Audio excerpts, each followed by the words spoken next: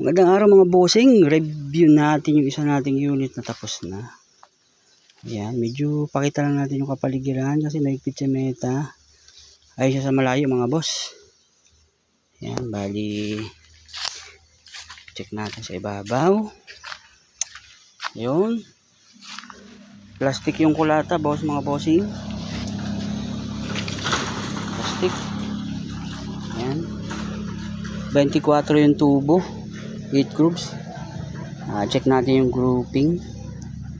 Ayun mga boss, ito nga palang ating bagong unit ay nasa 45 shots regulated ito, yung nasa harap natin.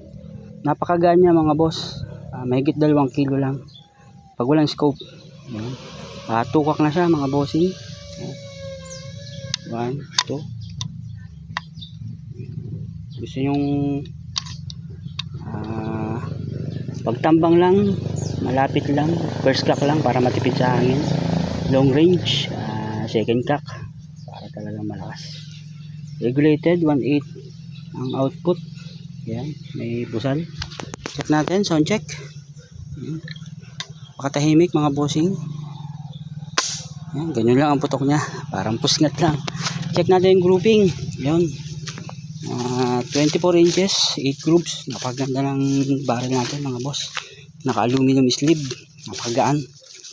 Yan, available yung ating barrel aluminum sleeve, paniksay at saka may groove. Ayan mga boss, pasok sa itim.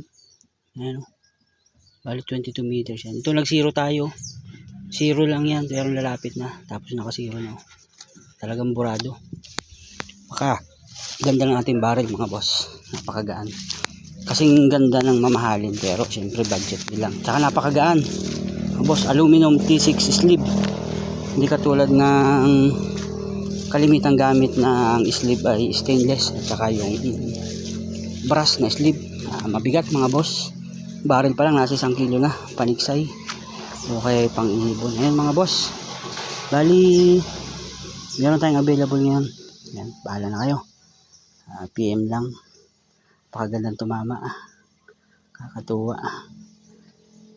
Parang mamahalin talaga yung barrel natin pero budget nila mga boss. Ayan. Pakita ko na yung likod. Ayan, naka-riser. Pag naka-sight, baba yung riser. Ayan, lock. Pag sa scope, red dot, taas lang yung riser. Yung grip. Ayan. Medyo madumi na. Langis. Punasan na lang, madumi.